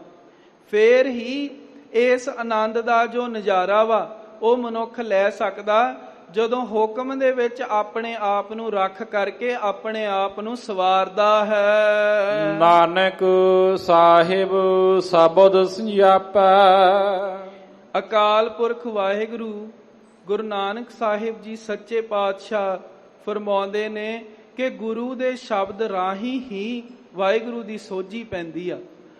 ਅੱਜ ਗੱਲ ਇਹ ਹੋਈ ਆ ਕਿ ਅਸੀਂ ਜੋ ਸਾਡੇ ਹੱਥਾਂ ਵਿੱਚ ਛੋਟੇ ਛੋਟੇ ਸ਼ੀਸ਼ੇ ਨੇ ਉਹਨਾਂ ਦੇ ਵੱਲ ਜ਼ਿਆਦਾ ਧਿਆਨ ਮਾਰਦੇ ਆ, ਆਪਣੇ ਜੀਵਨ ਵੱਲ ਘੱਟ ਮਾਰਦੇ ਆ। ਸਾਨੂੰ ਪਤਾ ਹੀ ਨਹੀਂ ਵੀ ਕਿ ਸਾਡੇ ਨਾਲ ਬੈਠਾ ਬੰਦਾ ਕੀ ਕਰਦਾ, ਕੀ ਹੋਈ ਜਾਂਦਾ। ਇੱਥੋਂ ਤੱਕ ਗੁਰਧਾਮਾਂ ਵਿੱਚ, ਗੁਰ ਅਸਥਾਨਾਂ ਦੇ ਵਿੱਚ ਆ ਕੇ ਵੀ ਅਸੀਂ ਮੋਬਾਈਲ ਦਾ ਖਹਿੜਾ ਨਹੀਂ ਛੱਡਦੇ। ਅਸੀਂ ਆਪਣੀ ਜਿਹੜੀ ਬਿਰਤੀ ਆ ਉਹ ਅਕਾਲ ਪੁਰਖ ਦੇ ਨਾਲੋਂ ਤੋੜੀ ਹੋਈ ਆ।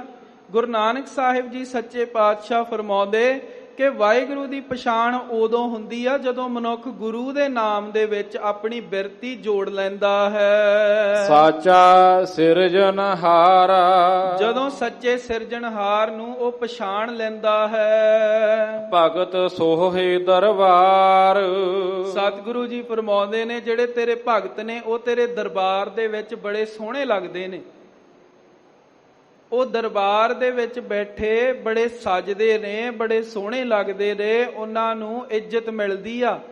ਜਦੋਂ ਜਿਹੜਾ ਜੀਵ ਨਾਮ ਦੀ ਕਮਾਈ ਕਰਕੇ ਦੁਨੀਆ ਤੋਂ ਜਾਂਦਾ ਨਾ, ਕਬੀਰ ਜੀ ਦਾ ਸ਼ਬਦ ਆ, ਕਬੀਰ ਸੰਤ ਮੋਏ ਕਿਆ ਰੋਈਐ, ਜੋ ਆਪਣੇ ਗ੍ਰਹਿ ਜਾਏ ਰੋਵਹੁ ਸਾਕਤ ਬਾਪੂੜੇ, ਜੋ ਹਟ ਹੈ ਹਾਟ ਬਿਕਾਏ। ਜਿਹੜਾ ਸਾਕਤ ਆ ਉਹਨੂੰ ਤਾਂ ਰੋਈਏ, ਸੰਤ ਨੂੰ ਅਸੀਂ ਕੀ ਰੋਈਏ, ਉਹ ਤਾਂ ਆਪਣੇ ਘਰੇ ਚਲਿਆ ਜਾਂਦਾ। ਕਿਉਂਕਿ ਉਹਨੇ ਸਾਰੀ ਉਮਰ ਰੱਬ ਨੂੰ ਯਾਦ ਕਰਕੇ ਉਹਦੇ ਹੁਕਮ ਵਿੱਚ ਤੁਰ ਕੇ ਨਾਮ ਦੀ ਕਮਾਈ ਕੀਤੀ ਹੁੰਦੀ। ਉਹਦੇ ਵਾਸਤੇ ਰੋ ਨਹੀਂ ਸਕਦੇ, ਉਹ ਆਪਣੇ ਅਸਲੀ ਘਰ ਦੇ ਵਿੱਚ ਚਲਿਆ ਜਾਂਦਾ। ਪਰ ਜਿਹੜੇ ਮਨਮੁਖ ਹੁੰਦੇ ਆ, ਜਿਵੇਂ ਉੱਥੇ ਸੱਚੇ ਹੀ ਸੱਚ ਨਿਬੜੇ ਚੁਣ ਵੱਖ ਕੱਢੇ ਜਜਮਾਲਿਆ, ਉਹਨਾਂ ਨੂੰ ਵੱਖ ਕਰ ਦਿੱਤਾ ਜਾਂਦਾ। ਉਹਨਾਂ ਨੂੰ ਰੱਬ ਦੇ ਘਰ ਵਿੱਚ ਥਾਂ ਨਹੀਂ ਮਿਲਦੀ। ਥਾਂ ਨਾ ਪਾਇਨ ਕੂੜਿਆਰ ਮੂੰਹ ਕਾਲੇ ਦੋਜਕ ਚਾਲਿਆ। ਮੂੰਹ ਕਾਲੇ ਕਰਕੇ ਉਹਨਾਂ ਲੋਕਾਂ ਦੇ ਨਰਕਾਂ ਵਿੱਚ ਉਹਨਾਂ ਨੂੰ ਪਾ ਦਿੱਤਾ ਜਾਂਦਾ, ਜਿਹੜੇ ਰੱਬ ਨੂੰ ਭੁੱਲ ਕੇ ਜੀਵਨ ਨੂੰ ਬਤੀਤ ਕਰਦੇ ਨੇ। ਤੇ ਜਿਹੜੇ ਨਾਮ ਦੇ ਵਿੱਚ ਰੱਤੇ ਹੋਏ ਹੁੰਦੇ ਨੇ, ਉਹ ਸੋਹਣੇ ਲੱਗਦੇ ਨੇ। ਦਰਬਾਰ ਦੇ ਵਿੱਚ ਬੈਠੇ ਵਾਹਿਗੁਰੂ ਦੀ ਦਰਗਾਹ ਦੇ ਵਿੱਚ ਉਹ ਇਉਂ ਜਾਂਦੇ ਨੇ, ਜੀਵਤ ਸਾਹਿਬ ਸੇਵਿਓ ਆਪਣਾ ਚਲਤੇ ਰਾਖਿਓ ਚੀਤ। ਗੁਰਮੁਖ ਜਨਮ ਸਵਾਰ ਦਰਗਹ ਚੱਲਿਆ, ਸੱਚੀ ਦਰਗਹ ਜਾਏ ਸੱਚਾ ਪਿੰਡ ਮੱਲਿਆ। ਉਹ ਆਪਣੀ ਜਿਹੜੀ ਸੱਚੀ ਤੇ ਪੱਕਾ ਘਰ ਵਾ, ਇਹ ਇੱਥੇ ਸਾਡੇ ਕੱਚੇ ਘਰ ਨੇ। ਜਿੰਨੀ ਸਾਡੀ ਉਮਰ ਆ ਉਹਨਾਂ ਸਮਾਂ ਅਸੀਂ ਇਸ ਘਰ ਦੇ ਵਿੱਚ ਰਹਿ ਸਕਦੇ ਆ। ਉਦੋਂ ਬਾਅਦ ਇਹ ਸਾਡਾ ਘਰ ਨਹੀਂ। ਉਦੋਂ ਬਾਅਦ ਇੱਥੇ ਸਾਡਾ ਕੋਈ ਦੋਸਤ ਨਹੀਂ, ਕੋਈ ਮਿੱਤਰ ਨਹੀਂ। ਜਿਹੜਾ ਪੱਕਾ ਘਰ ਆ ਉਸ ਨੂੰ ਉਸ ਦੇ ਵਿੱਚ ਥਾਂ ਮਿਲਦੀ, ਜਿਹੜੇ ਭਗਤੀ ਦੇ ਵਿੱਚ ਰੰਗੇ ਹੁੰਦੇ ਨੇ। ਇਸ ਕਰਕੇ ਜਿਹੜੇ ਤੇਰੇ ਭਗਤ ਨੇ ਉਹ ਤੇਰੇ ਦਰਬਾਰ ਦੇ ਵਿੱਚ ਸੋਹਣੇ ਲੱਗਦੇ ਨੇ। ਸ਼ਬਦ ਸੁਹਾਇਆ ਜੀਓ, ਕਿਉਂਕਿ ਉਹਨਾਂ ਨੂੰ ਸ਼ਬਦ ਨੇ, ਗੁਰੂ ਦੇ ਸ਼ਬਦ ਨੇ, ਰੱਬ ਦੀ ਬੰਦਗੀ ਨੇ ਉਹਨਾਂ ਨੂੰ ਸੋਹਣੇ ਬਣਾ ਦਿੱਤਾ। ਉਹ ਰੱਬ ਨੂੰ ਪਸੰਦ ਤਾਂ ਆਏ ਕਿਉਂਕਿ ਉਹਨਾਂ ਨੇ ਆਪਣੀ ਜ਼ਿੰਦਗੀ ਦੇ ਵਿੱਚ ਰੱਬ ਦੇ ਹੁਕਮ ਦੇ ਵਿੱਚ ਰਹਿ ਕਰਕੇ ਨਾਮ ਦੀ, ਸ਼ਬਦ ਦੀ ਕਮਾਈ ਕੀਤੀ, ਜਿਹਦੇ ਨਾਲ ਰੱਬ ਨੂੰ ਉਹ ਭਾ ਗਏ, ਸੋਹਣੇ ਲੱਗ ਗਏ। ਬੋਲੇ ਅੰਮ੍ਰਿਤ ਬਾਣ, ਉਹ ਅੰਮ੍ਰਿਤ ਬਚਨ ਬੋਲਦੇ ਨੇ, ਉਹ ਅੰਮ੍ਰਿਤ ਬਾਣੀ ਦੇ ਵਿੱਚ ਰੁੱਝੇ ਰਹਿੰਦੇ ਨੇ। ਉਹਨਾਂ ਦੇ ਮੁਖੋਂ ਜਿਹੜੀ ਬੋਲੀ ਹੋਈ ਗੱਲ ਆ ਉਹ ਅੰਮ੍ਰਿਤ ਵਾਂਗੂ ਵਰਸਦੀ ਆ। ਉਹ ਬਹੁਤਿਆਂ ਨੂੰ ਸੁਧਾਰ ਵੀ ਜਾਂਦੀ ਆ। ਕਿਉਂਕਿ ਅਸੀਂ ਜਪਜੀ ਸਾਹਿਬ ਦੇ ਵਿੱਚ ਅਖੀਰ ਤੇ ਸ਼ਲੋਕ ਪੜ੍ਹਦੇ ਆ, ਜਿਨੀ ਨਾਮ ਧਿਆਇਆ ਗਏ ਮੁਸ਼ੱਕਤ ਘਾਲ। ਉਹ ਆਪ ਤਾਂ ਘਾਲਣਾ ਕਰਦੇ ਨੇ, ਮੁਸ਼ੱਕਤ ਕਰਦੇ ਨੇ। ਨਾਨਕ ਤੇ ਮੁਖ ਉਜਲੇ ਕੀਤੀ ਛੁੱਟੀ ਨਾਲ। ਉਹ ਆਪ ਤਾਂ ਰੱਬ ਦੇ ਘਰ ਦੇ ਵਿੱਚ ਜਾ ਕੇ ਉਜਲ ਹੁੰਦੇ ਨੇ, ਉਹਨਾਂ ਨੂੰ ਸਤਿਕਾਰ ਮਿਲਦਾ, ਦਰਬਾਰ ਵਿੱਚ ਚਲੇ ਜਾਂਦੇ ਨੇ। ਪਰ ਕਿੰਨਿਆਂ ਨੂੰ ਨਾਲ ਵੀ ਲੈ ਜਾਂਦੇ ਨੇ, ਕਿੰਨੇ ਹੀ ਨਾਲ ਵਾਲੇ ਸੰਗੀਆਂ ਸਾਥੀਆਂ ਨੂੰ ਵੀ ਉਹ ਤਾਰ ਲੈਂਦੇ ਨੇ। ਉਹਨਾਂ ਦੀ ਅੰਮ੍ਰਿਤ ਬਾਣੀ ਐਸੀ ਮੁਖੋਂ ਨਿਕਲਦੀ ਹੈ, ਰਸਨ ਰਸਾਇਆ ਜੀਓ। ਉਹਨਾਂ ਦੀ ਰਸਨਾ ਦੇ ਵਿੱਚੋਂ ਸੋਹਣਾ ਨਾਮ ਦਾ ਰਸ ਸਦਾ ਕਿਰਦਾ ਹੈ। ਰਸਨ ਰਸਾਏ ਨਾਮ ਤਿਸਾਏ, ਉਹਨਾਂ ਦੀ ਰਸਨਾ ਦੇ ਉੱਤੇ ਵਾਹਿਗੁਰੂ ਨੇ ਕਿਰਪਾ ਕਰਕੇ ਆਪ ਅਕਾਲ ਪੁਰਖ ਨੇ ਆਪਣਾ ਨਾਮ ਸਦਾ ਲਈ ਪੱਕਾ ਕਰ ਦਿੰਦਾ। ਵਾਹਿਗੁਰੂ ਉਹਨਾਂ ਨੂੰ ਕਦੇ ਵੀ ਭੁੱਲਣ ਨਹੀਂ ਦਿੰਦਾ। ਜੇ ਕੋਈ ਗੁਰਮੁਖ ਪਿਆਰਾ ਰਾਹ ਤੋਂ ਭਟਕਦਾ ਵੀ ਆ ਤਾਂ ਰੱਬ ਉਂਗਲ ਫੜ ਕੇ ਉਹਨੂੰ ਵਾਪਸ ਲੈ ਆਉਂਦਾ। ਇਸ ਕਰਕੇ ਸਦਾ ਅਰਦਾਸ ਕਰੀਏ ਕਿ ਰੱਬਾ, ਜੇ ਜਾਣੇ ਅਣਜਾਣੇ ਦੇ ਵਿੱਚ ਵੀ ਅਸੀਂ ਗਲਤ ਰਾਹੇ ਪਏ ਹੋਏ ਹਾਂ, ਭਾਵੇਂ ਅਸੀਂ ਉੱਪਰੋਂ ਧਰਮੀ ਆ, ਪਰ ਜੇ ਸਾਡੇ ਅੰਦਰ ਫੇਰ ਵੀ ਕਿਸੇ ਤਰ੍ਹਾਂ ਦੀ ਮੈਲ ਆ, ਤੂੰ ਆਪ ਹੀ ਕਿਰਪਾ ਕਰ, ਉਹ ਮੈਲ ਕੱਢ ਦੇ ਤੇ ਆਪਣੇ ਮੇਰੀ ਜਿਹੜੀ ਰਸਨਾ ਵਾ ਉਹਦੇ ਉੱਤੇ ਪੱਕੇ ਤੌਰ ਤੇ ਆਪਣਾ ਅੰਮ੍ਰਿਤ ਨਾਮ ਆ ਜਿਹੜਾ ਉਹ ਬਖਸ਼ ਦੋ। ਗੁਰ ਕੈ ਸ਼ਬਦ ਵਿਕਾਣੇ, ਉਹ ਗੁਰੂ ਦੇ ਸ਼ਬਦ ਦੇ ਵਿੱਚ ਉਹਨਾਂ ਨੇ ਆਪਣੇ ਆਪ ਨੂੰ ਵੇਚਿਆ ਹੁੰਦਾ। ਵੇਚਣ ਤੋਂ ਭਾਵ ਕਿ ਗੁਰਬਾਣੀ ਦੇ ਉੱਤੇ ਉਹਨਾਂ ਦਾ ਇੰਨਾ ਨਿਸ਼ਚਾ ਹੁੰਦਾ ਕਿ ਗੁਰਬਾਣੀ ਦੇ ਹੁਕਮਾਂ ਦੇ ਉੱਤੇ ਚੱਲਦੇ ਨੇ। ਆਪਣੀ ਜਿਹੜੀ ਮੱਤ ਆ ਗੁਰੂ ਨੂੰ ਵੇਚ ਦਿੰਦੇ ਨੇ, ਆਪਣੀ ਮੱਤ ਨਹੀਂ ਵਰਤਦੇ।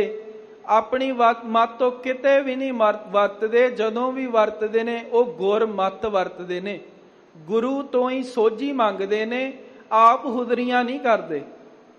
ਇਸ ਕਰਕੇ ਉਹਨਾਂ ਦੀ ਜਿਹੜੀ ਰਸਨਾਵਾਂ ਉਸ ਦੇ ਉੱਤੇ ਜਿਹੜਾ ਨਾਮ ਆ ਉਹ ਪੱਕਾ ਹੋ ਜਾਂਦਾ ਤੇ ਗੁਰੂ ਦੇ ਸ਼ਬਦ ਨੂੰ ਉਹ ਆਪਣਾ ਆਪਾ ਵੇਚ ਦਿੰਦੇ ਨੇ। ਪਾਰਸ ਪਰਸਿਐ ਪਾਰਸ ਹੋਏ, ਹਰ ਹਰ ਜਨ ਦੁਇ ਏਕ ਹੈ, ਬਿਬ ਵਿਚਾਰ ਕਛ ਨਾਹੇ, ਜਲ ਤੇ ਉਪਜ ਤਰੰਗ ਜਿਉ ਜਲ ਹੀ ਬਿਖੈ ਸਮਾਹੇ।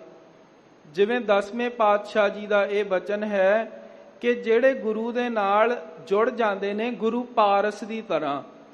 ਪਾਰਸ ਉਹ ਪੱਥਰ ਹੁੰਦਾ ਜਿਹੜਾ ਜਿਹਦੇ ਨਾਲ ਜੁੜਦਾ ਉਹ ਦੂਜੀ ਚੀਜ਼ ਨੂੰ ਵੀ ਉਦਾਂ ਦਾ ਕੀਮਤੀ ਬਣਾ ਦਿੰਦਾ। ਉਵੇਂ ਹੀ ਗੁਰੂ ਪਾਰਸ ਆ। ਜਿਹੜਾ ਵੀ ਮਨੁੱਖ ਗੁਰੂ ਦੇ ਨਾਲ ਜੁੜਦਾ ਉਸ ਨੂੰ ਗੁਰੂ ਪਾਰਸ ਆ ਜਿਹੜਾ ਉਹ ਆਪਣੇ ਵਰਗਾ ਪਾਰਸ ਬਣਾ ਦਿੰਦਾ ਤੇ ਉਹ ਹੋਰਾਂ ਦਾ ਜੀਵਨ ਵੀ ਉਧਾਰ ਦਿੰਦਾ। ਪਾਰਸ ਪਰਸਿਆ ਪਾਰਸ ਹੋਏ। ਪਾਰਸ ਦੇ ਨਾਲ ਜੁੜ ਕੇ ਆਪ ਵੀ ਉਹ ਪਾਰਸ ਬਣ ਜਾਂਦੇ ਹਨ। ਜਾ ਤੇਰਾ ਮਨ ਭਾਣੇ, ਜਾਂ ਜੇ ਉਹ ਤੈਨੂੰ ਭਾ ਜਾਣ ਤਾਂ ਜਿਹੜੇ ਤੈਨੂੰ ਭਾ ਜਾਂਦੇ ਨੇ ਉਹਨੂੰ ਤੂੰ ਗੁਰੂ ਮਿਲਾ ਦਿੰਨਾ। ਗੁਰੂ ਜਿਹੜਾ ਦਰਗਾਹ ਦਾ ਬਸੀਠ, ਦਰਗਾਹ ਦਾ ਵਿਚੋਲਾ ਹੈ, ਉਹ ਗੁਰਦੁਆਰੇ ਆ ਜਾਂਦਾ। ਗੁਰੂ ਘਰ ਦੇ ਵਿੱਚ ਆ ਕੇ ਉਹਨੂੰ ਆਪਣੇ ਪਾਪਾਂ ਦੀ ਸੋਝੀ ਹੋ ਜਾਂਦੀ। ਉਹ ਗੁਰੂ ਦੇ ਮੂਹਰੇ ਝੁਕਦਾ, ਗੁਰੂ ਦੀ ਮਰਿਆਦਾ ਨੂੰ ਮੰਨਦਾ, ਅੰਮ੍ਰਿਤਧਾਰੀ ਹੋ ਜਾਂਦਾ, ਗੁਰੂਆਂ ਦੇ ਹੁਕਮਾਂ ਦੇ ਉੱਤੇ ਚੱਲ ਕੇ ਸੇਵਾ ਸਿਮਰਨ ਕਰਦਾ। ਤੇ ਇਸ ਤਰ੍ਹਾਂ ਜਦੋਂ ਉਹ ਅਕਾਲ ਪੁਰਖ ਨੂੰ ਭਾ ਜਾਵੇ ਤਾਂ ਉਦੋਂ ਉਹ ਗੁਰੂ ਪਾਰਸ ਦੇ ਨਾਲ ਰਲ ਕੇ ਆਪ ਵੀ ਪਾਰਸ ਹੋ ਜਾਂਦਾ ਤੇ ਆਪ ਵੀ ਤਰਦਾ ਤੇ ਆਪਣੀਆਂ ਕੁਲਾਂ ਨੂੰ ਵੀ ਤਾਰ ਦਿੰਦਾ ਹੈ। ਅਮਰਾ ਪਦ ਪਾਇਆ ਆਪ ਗਵਾਇਆ। ਅਮਰਾ ਪਦ ਜਿਹੜਾ ਸਦਾ ਅਮਰ ਰਹਿਣ ਵਾਲੀ ਪਦਵੀ ਆ ਉਹ ਉਸ ਨੂੰ ਮਿਲ ਜਾਂਦੀ ਆ, ਆਪਣਾ ਆਪਾ ਉਹ ਗਵਾ ਲੈਂਦਾ ਹੈ। ਵਿਰਲਾ ਗਿਆਨ ਵਿਚਾਰੀ, ਪਰ ਇਸ ਤਰ੍ਹਾਂ ਦਾ ਗਿਆਨ ਵਿਰਲਾ ਹੀ ਕੋਈ ਵਿਚਾਰਦਾ। ਦੁਨਿਆਵੀ ਗਿਆਨ ਤਾਂ ਸਾਰੇ ਵਿਚਾਰਦੇ ਨੇ। ਜਦੋਂ ਚਾਰ ਬੰਦੇ ਅਸੀਂ ਇਕੱਠੇ ਹੁੰਨੇ ਆ ਦੁਨੀਆ ਦੀਆਂ ਗੱਲਾਂ ਕਰਨੀਆਂ, ਦੁਨੀਆ ਦੀਆਂ ਗੱਲਾਂ ਕਰ ਕਰਕੇ ਆਪਣੀ ਰੂਹ ਨੂੰ ਖੁਸ਼ੀ ਦੇਣੀ, ਇਹ ਸਾਰੇ ਕੱਚੇ ਆਨੰਦ ਹਨ। ਇਹਨਾਂ ਤੋਂ ਪਰੇ ਹੋ ਕੇ, ਨਕਲੀ ਚੀਜ਼ਾਂ ਤੋਂ ਪਰੇ ਹੋ ਕੇ ਅਸਲ ਅਕਾਲ ਪੁਰਖ ਵਾਹਿਗੁਰੂ ਦੇ ਨਾਲ ਜੁੜਨਾ ਹੀ ਅਮਰਾ ਪਦ ਦੀ ਪ੍ਰਾਪਤੀ ਦਾ ਰਾਹ ਹੈ। ਅਮਰ ਹੋਣ ਵਾਲਾ ਜਿਹੜੀ ਪਦਵੀ ਆ ਉਹ ਤਾਂ ਹੀ ਮਿਲਦੀ ਆ, ਪਰ ਇਹ ਜਿਹੜਾ ਗਿਆਨ ਆ ਉਹ ਵਿਰਲਿਆਂ ਨੂੰ ਹੀ ਨਸੀਬ ਹੁੰਦਾ ਹੈ। ਨਾਨਕ ਭਗਤ ਸੋਹਣ ਦਰ ਸਾਚਾ। ਇਸ ਕਰਕੇ ਗੁਰੂ ਨਾਨਕ ਸਾਹਿਬ ਜੀ ਫੇਰ ਫਰਮਾਉਂਦੇ ਨੇ, ਸਤਿਗੁਰੂ ਜੀ ਕਹਿੰਦੇ ਇਸੇ ਤਰ੍ਹਾਂ ਜਿਹੜੇ ਇਸ ਰਾਹ ਉੱਤੇ ਚੱਲਦੇ ਆ ਉਹ ਭਗਤ ਰੱਬ ਦੇ ਘਰ ਦੇ ਵਿੱਚ ਬੈਠੇ ਸੋਹਣੇ ਲੱਗਦੇ ਹਨ। ਸਾਚੇ ਕੇ ਵਪਾਰੀ, ਉਹ ਸੱਚੇ ਅਕਾਲ ਪੁਰਖ ਦੇ ਵਪਾਰੀ ਹੁੰਦੇ ਆ। ਉਹ ਵਪਾਰੀ ਕਿਹੋ ਜਿਹੇ ਹੁੰਦੇ ਆ? ਜੇ ਅਸੀਂ ਸਿੱਖ ਇਤਿਹਾਸ ਦੇ ਵਿੱਚ ਨਿਗਾਹ ਮਾਰੀਏ ਤਾਂ ਉਹ ਵਪਾਰੀ ਇਹੋ ਜਿਹੇ ਹੁੰਦੇ ਆ ਜਿਨ੍ਹਾਂ ਨੂੰ ਧਰਮ ਦੇ ਉੱਤੋਂ, ਗੁਰੂ ਦੇ ਉੱਤੋਂ ਹੋਰ ਕੋਈ ਚੀਜ਼ ਹੀ ਨਹੀਂ ਹੁੰਦੀ। ਉਹਨਾਂ ਨੂੰ ਮਾਇਆ ਦਾ ਲਾਲਚ ਘੱਟ ਹੁੰਦਾ, ਨਾਮ ਜਪਣ ਦਾ ਲਾਲਚ ਵੱਧ ਹੁੰਦਾ। ਭਾਵੇਂ ਉਹਨਾਂ ਦੀ ਜਿਹੜੀ ਇੱਜ਼ਤ ਪੈ ਜਾ, ਉਹ ਅਕਾਲ ਪੁਰਖ ਇੱਥੇ ਦੋਵੇਂ ਥਾਵ ਰੱਖੇ ਗੁਰਸੂਰੇ, ਹਾਲਤ ਪਾਲਤ ਪ੍ਰਭ ਦੋਹੇ ਸਵਾਰੇ, ਕਾਰਜ ਹੋਏ ਸਗਲੇ ਪੂਰੇ। ਭਾਵੇਂ ਉਹਦੇ ਸਾਰੇ ਕਾਰਜ ਪੂਰਾ ਕਰਨ ਵਾਲਾ ਆਪ ਵਾਹਿਗੁਰੂ ਹੈ।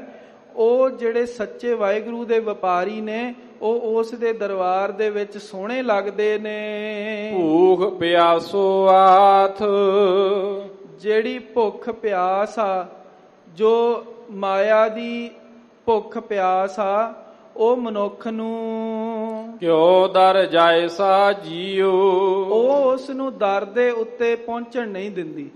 ਜਿਹੜੀ ਮਾਇਆ ਦੀ ਭੁੱਖ ਪਿਆਸ ਆ ਉਹ ਬੰਦੇ ਨੂੰ ਇੱਥੇ ਹੀ ਉਲਝਾਈ ਰੱਖਦੀ ਆ ਦੁਨੀਆ ਵਿੱਚ ਹੀ। ਜਦੋਂ ਉਸ ਤੋਂ ਉੱਪਰ ਉੱਠ ਕੇ ਦੇਖਦੇ ਆ ਉਦੋਂ ਹੀ ਰੱਬ ਦੇ ਦਰ ਦੇ ਉੱਤੇ ਜਾਇਆ ਜਾ ਸਕਦਾ।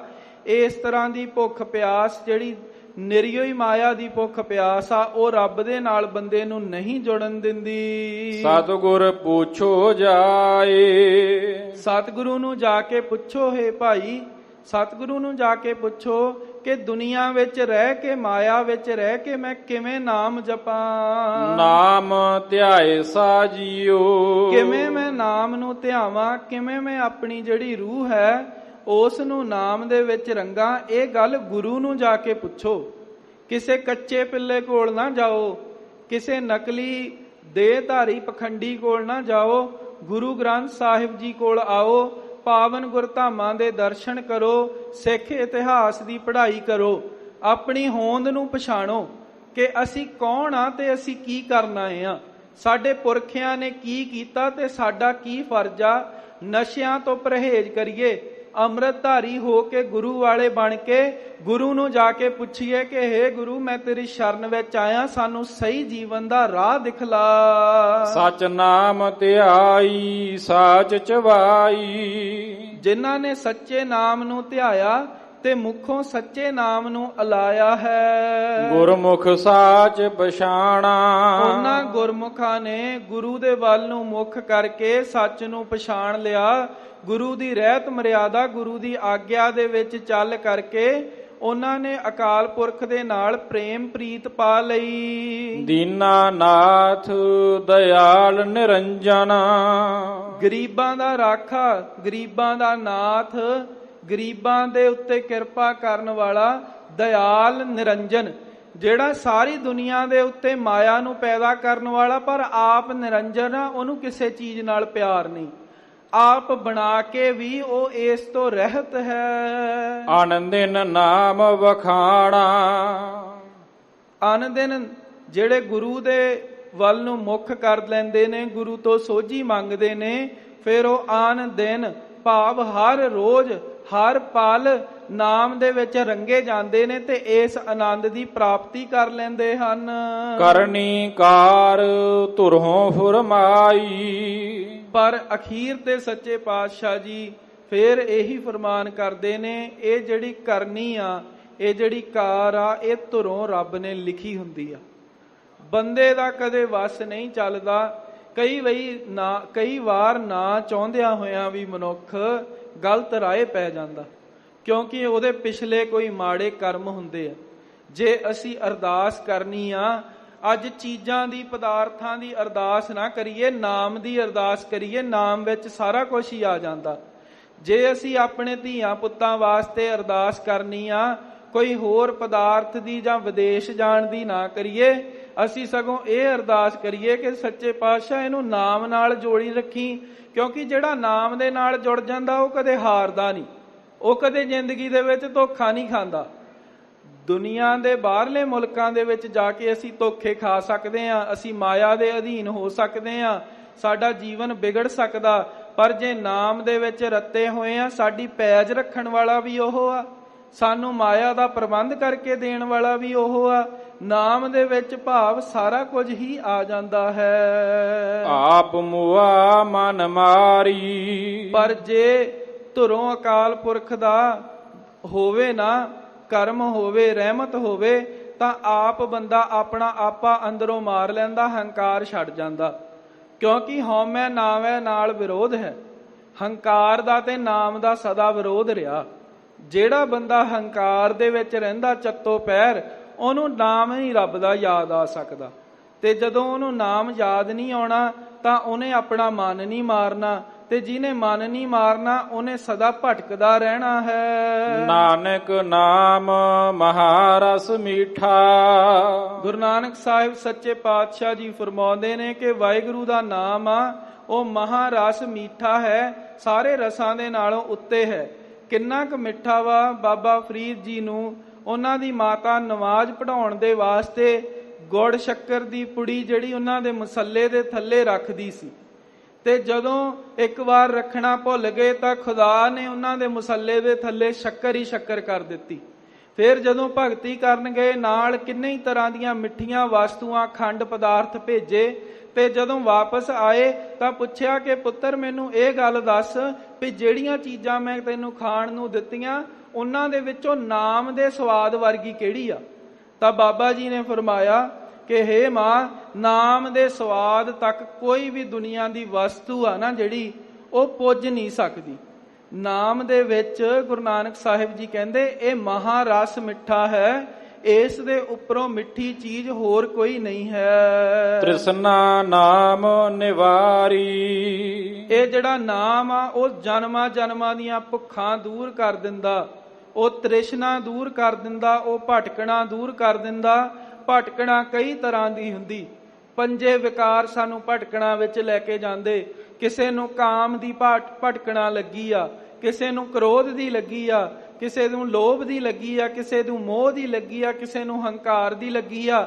ਇਹ ਜਿੰਨੀਆਂ ਵੀ ਵਿਕਾਰੀ ਭਟਕਣਾਵਾਂ ਨੇ, ਅਕਾਲ ਪੁਰਖ ਵਾਹਿਗੁਰੂ ਹੀ ਆਪਣੀ ਕਿਰਪਾ ਕਰਕੇ ਨਾਮ ਦੇ ਕੇ ਬੰਦੇ ਨੂੰ ਇਨ੍ਹਾਂ ਭਟਕਣਾ ਤੋਂ ਦੂਰ ਕਰ ਸਕਦਾ। ਸੱਚੇ ਪਾਤਸ਼ਾਹ ਜੀ ਕਿਰਪਾ ਕਰਨ, ਸਾਨੂੰ ਨਾਮ ਦੀ ਬਖਸ਼ਿਸ਼, ਸਾਨੂੰ ਬਾਣੀ ਬਾਣੇ ਦੀ ਬਖਸ਼ਿਸ਼ ਕਰਨ, ਤੇ ਅਸੀਂ ਵੀ ਇਸ ਰੱਬੀ ਮਾਰਗ ਦੇ ਉੱਤੇ ਚੱਲ ਕੇ ਆਪਣਾ ਜੀਵਨ ਸਫਲਾ ਕਰ ਸਕੀਏ।